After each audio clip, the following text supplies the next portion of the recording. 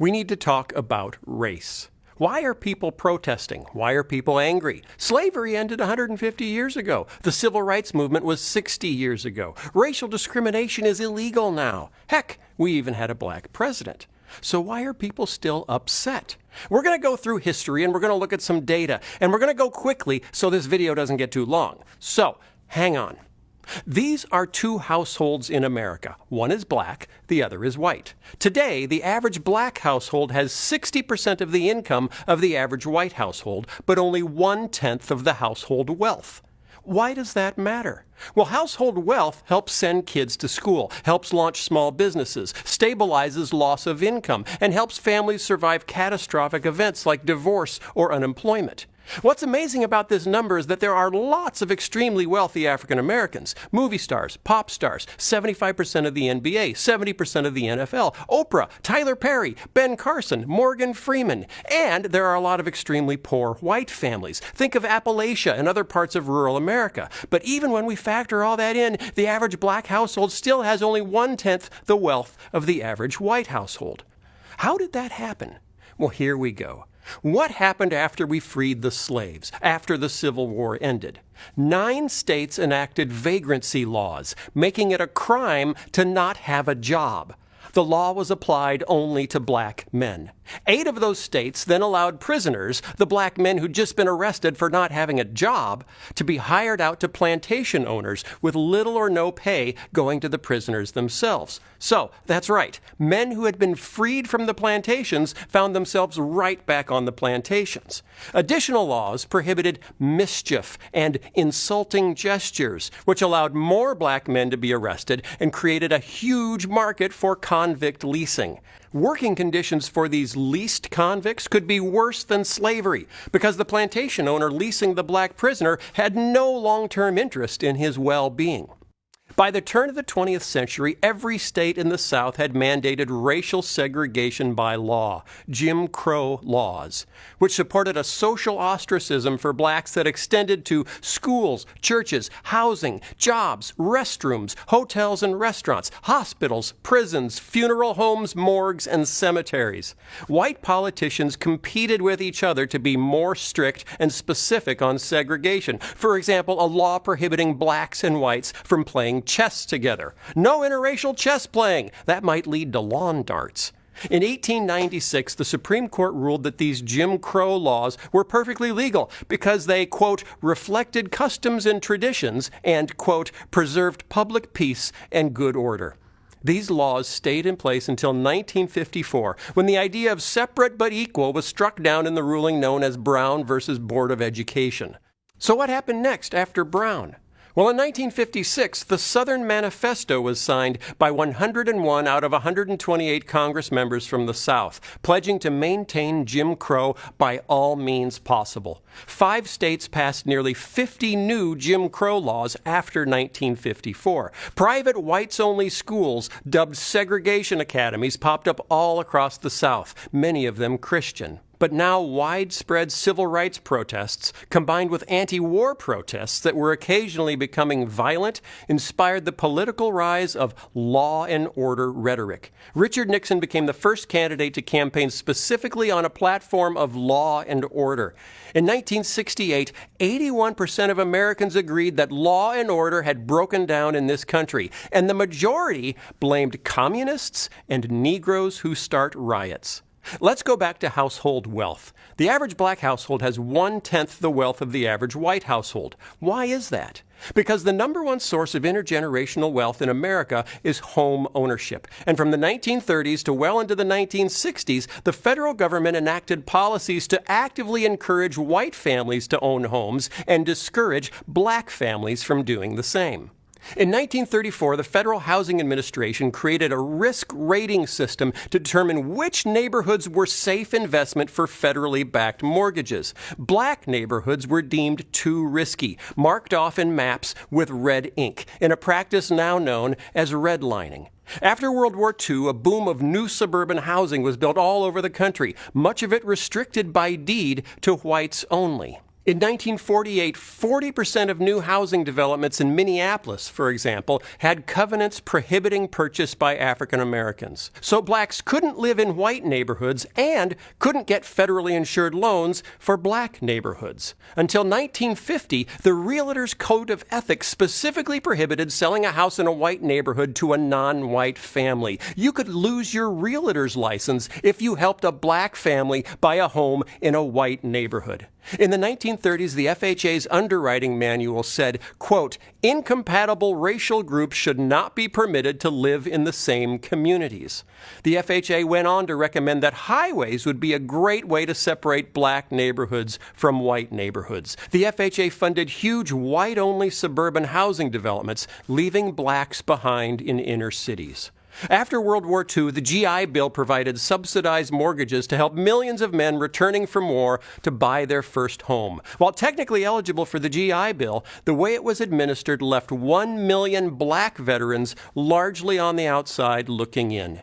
In New York and New Jersey, the GI Bill insured more than 67,000 new mortgages. Fewer than 100 of those went for homes purchased by non-whites. In 1947, there were 3,200 mortgages in Mississippi guaranteed by the government for returning veterans. Of the 3,200, only 2 went to black veterans.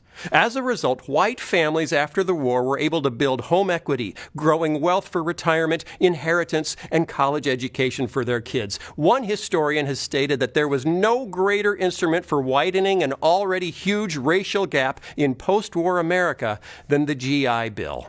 And then came the war on drugs. Inner-city blacks were extremely vulnerable economically. The overwhelming majority of African Americans in 1970 lacked college degrees and had grown up in fully segregated schools. In the second half of the 20th century, factories and manufacturing jobs moved to the suburbs. Black workers struggled to follow the jobs. They couldn't live in many of the new suburban developments. And as late as 1970, only 28% of black fathers had access to a car. When a white man in Cicero, Illinois, just outside Chicago, sublet an apartment to a black family, the white community rioted, setting fire to the apartment building and smashing windows until the National Guard had to intervene. The result of all of this: in 1970, 70% of African American men had good blue-collar jobs. By 1987, only 28% did. As unemployment skyrocketed in African American communities, so did drug use. As drug use increased, so did crime. A dynamic today that we see playing out in white rural communities hit hard by unemployment and opioid addiction. Throughout the 1970s, white America became increasingly concerned by images of black violence shown on TV and in magazines. Drugs were the problem. Drug dealers and drug users were the enemy. So we decided to treat the drug epidemic not as a health crisis, but as a crisis of criminality, and we militarized our response. During the Reagan-Bush years from 1981 to 1991, how we invested money in anti-drug allocation completely changed. The anti-drug budget for the Department of Defense went from $33 million in 1981 to more than $1 billion in 1991. The Drug Enforcement Agency's budget to fight criminality and drug use went from $86 million to more than $1 billion. Then we came to the 1986 Anti-Drug Abuse Act, which carried mandatory minimum sentences, much harsher for the distribution of crack cocaine, which was associated with blacks, than powder cocaine, which was associated with whites. Mandated evictions from public housing for any tenant who permitted drug-related criminal activity to occur on or near premises. It eliminated many government benefits, including student loans, for anyone convicted of a drug crime.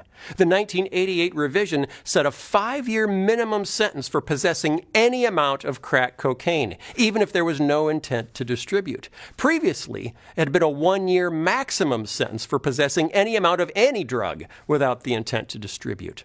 Now, it might seem like we're picking on Republicans, so now it's time to pick on some Democrats. During the Clinton presidency, the funding for public housing was cut by $17 billion. At the same time, the funding for prisons increased by $19 billion. The number of Americans imprisoned for drug crimes exploded. In 1980, there were 41,000 Americans imprisoned for drug crimes. Today, there are more than 500,000, more than the entire 1980 prison population.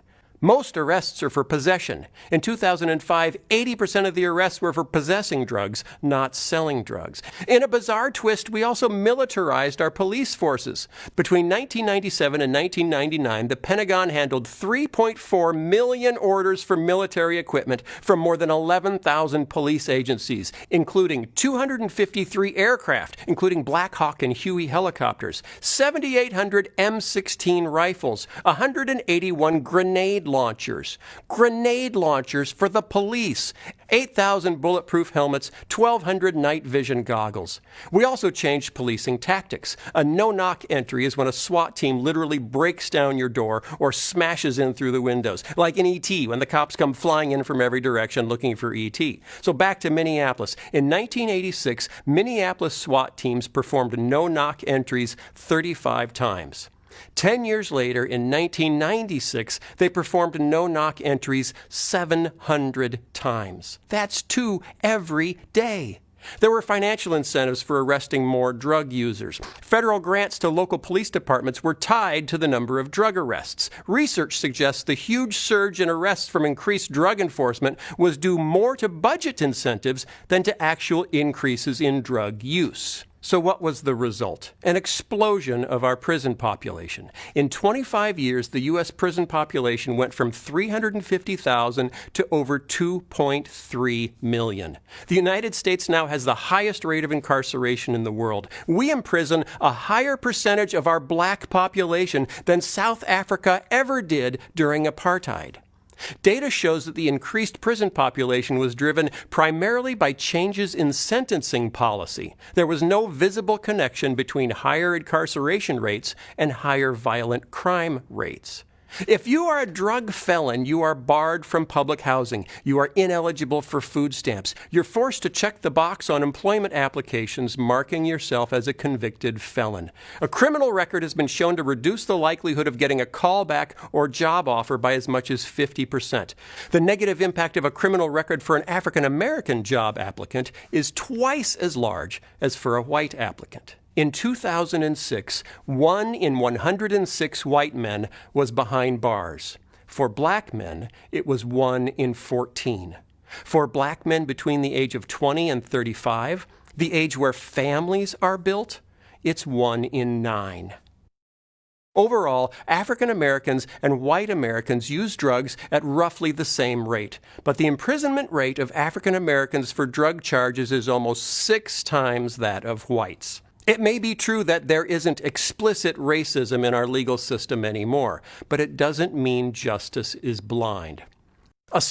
A law in Georgia permitted prosecutors to seek life imprisonment for a second drug offense. Over the period of the study, this law was used against 1% of white second-time offenders and 16% of black second-time offenders. As a result, 98% of prisoners serving life sentences under this law were black.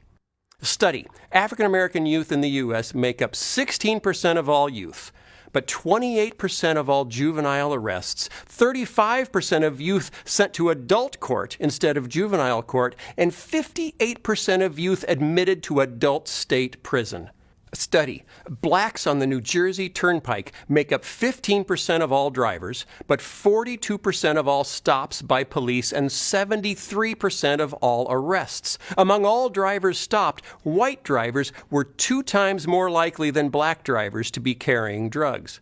Study: Volusia County, Florida. 5% of drivers were black or Latino, but 80% of drivers stopped were black or Latino.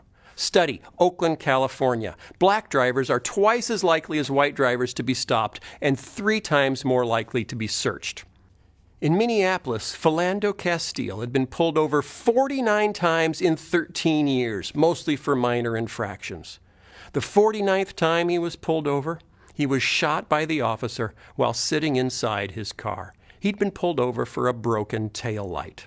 Chuck Colson's organization, Prison Fellowship, recently organized a manifesto that was signed by evangelical leaders asserting that our over-reliance on incarceration fails to make us safer or restore the people and communities who have been harmed. Unconscious bias seeps into schools, too, as white teachers often assume black students are less intelligent than they actually are. A gifted student usually has to be recommended by a teacher to move to a gifted track. When a teacher is black, an equally gifted white and black student have comparable chances of being recommended. When the teacher is white, the black student's odds of being recommended are cut in half. Are white teachers racist? No. Are they affected by bias? Yes, and it affects black students every day. So where are we? The average black household has 1/10 the wealth of the average white household. This didn't happen by accident. It happened by policy. We, the majority culture, told them where they could live and where they couldn't. Then we moved most of the jobs to the places we told them they couldn't live. When the predictable explosion of unemployment and poverty resulted in a predictable increase in drug use and crime, we criminalized the problem. We built $19 billion of new jails and sold grenade launchers to the police. As a result, a white boy born in America today has a 1 in 23 chance of going to prison in his lifetime. For a black boy, it's 1 in 4. And that is why people are angry. Many people care deeply about these issues. Many have suggested solutions. Some of those have been tested, with results ranging from moderate success to abject failure. I'm not here to tell you what the right solutions are, because I don't know. I'm just here to ask you to do one thing. It is the thing that begins every journey to a solution for every problem. What am I asking you to do? Care.